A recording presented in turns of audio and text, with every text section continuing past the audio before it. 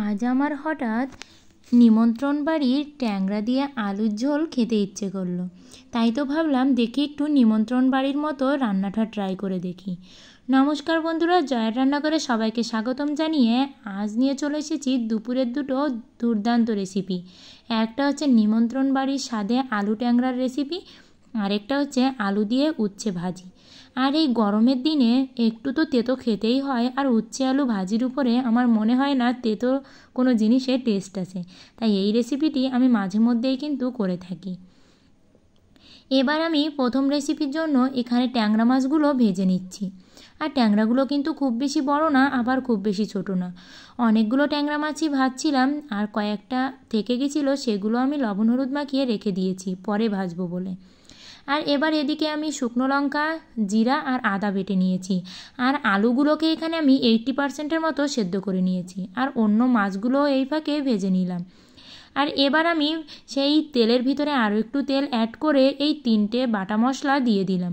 মশলাগুলো দিয়ে একটু নেড়ে চেড়ে আমি এর ভিতরে দিয়ে দেব 2টো তেজপাতা, মাছ দিয়ে চিড়ে আমি এখানে দিয়ে দেব। আর আপনারা চাইলে কিন্তু এখানে জিরা কিংবা গরম মশলা ফোড়নেও দিতে পারেন, তবে আমি একটু দেইনি, দিলে কিন্তু আরও বেশি সুন্দর হয়। আর এবার আমি এই মশলাটাকে কষিয়ে এর ভিতরে অল্প পরিমাণে মশলা ধোয়া জলটা দিয়ে দিলাম। জল দিয়ে আমি এর ভিতরে পরিমাণ মতো লবণ হলুদ দিয়ে মশলাটাকে খুব ভালো করে কষিয়ে নেব।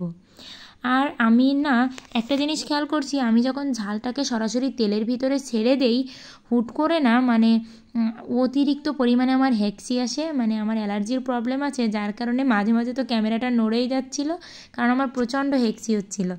আর তাই তো আমি যখন এরকম মশলার তরকারি রান্না করি, আমি কিন্তু নাকটা বেঁধে রান্না করি, কারণ প্রচণ্ড নিজেরও খারাপ লাগে, আর রান্না করতে গেলে একটু ঘ্রাণটা কম নেওয়াই ভালো। আর এদিকে দেখুন আমি জলটা দিয়ে তো এবার মশলাটাকে খুব ভালো করে কষিয়ে নেব। আর একটা কথা আমি এখানে বলতে চাই, নিমন্ত্রণ বাড়িতে কিন্তু একটু বেশি পরিমাণে তেল ব্যবহার করে, কিন্তু আমি সেই একই মশলাগুলো ইউজ করে আমি একটু তেলের পরিমাণটা কম দিয়েছি, যেহেতু আমরা নিজেরা ঘরোয়াভাবে খাবো, তাই অতটা তেল দেইনি। যদি 2-4 জন লোকের নিমন্ত্রণ থাকতো তাহলে কিন্তু একটু অন্যভাবেই রান্নার চেষ্টা করতাম, তেলটা বেশি দিয়ে। তবে তেল বেশি দিলে একদমই নিমন্ত্রণ বাড়ির মতো যেরকম কালার আসে না, ঠিক তেমনই আসবে। আর এবার আমি এই মশলাটা কষিয়ে এর ভিতরে আলু দিয়ে দিয়েছি। আলুটাকে এরকম ভালো করে এর ভিতরে কষিয়ে নেব। আর ট্যাংরা মাছটা তো আমি আগের ভিডিওতেও বলেছি, আমি একটু ট্যাংরা মাছটা বেশি পরিমাণে ভেজে নেই, তাই এখানে কিন্তু এই কষানোর ভিতরেও আমি ট্যাংরা মাছটা দিয়ে দিলাম। দিয়ে আমি এবার মশলা দিয়ে আলু দিয়ে ট্যাংরা মাছ দিয়ে ভালো করে কষিয়ে নেব। আর এভাবে যখন আপনি মাছটাকে ভেজে নেবেন না, তখন মাছটা ভাঙবেও না, আবার এই কষানোর ভিতরে দিলে মাছটা খেতেও একটু অন্যরকম টেস্ট লাগবে। এবার কষানো হয়ে গেলে আমি এর ভিতরে দিয়ে দেব পরিমাণ মতো জল। আর জলটা তো খুব বেশি দেওয়ার দরকার নেই, যেহেতু আলুটা সেদ্ধ করাই আছে, খুব বেশি সেদ্ধ করার দরকার নেই। আর এবার আমি ঝোল দিয়ে এর ভিতরে একটু হলুদ কম মনে হচ্ছিল, তাই কিন্তু আমি হলুদও একটু অ্যাড করেছিলাম। আর উপরে কালারটা দেখতে পাচ্ছেন, কালারটা কিন্তু বেশ সুন্দর আসবে, এবং আরও যদি আপনি বেশি তেল দেন তাহলে কিন্তু কালারটা আরও বেশি সুন্দর আসবে। আর এবার এভাবে আমি তরকারিটাকে রান্না করতে থাকবো। রান্না করতে করতে যখন দেখবেন যে ঝোলটা কমে আসবে, তখন কিন্তু আমি একটা গুঁড়ো মশলা বানিয়েছিলাম, জিরা, গরম মশলা আর ধনিয়া। এই 3টে মশলা আমি ভেজে নিয়ে, অল্প পরিমাণে ভাজবেন, এই মশলাগুলো যত কম পরিমাণে ভেজে গুঁড়ো করবেন তত দেখবেন ফ্লেভারটা বেশি সুন্দর আসে।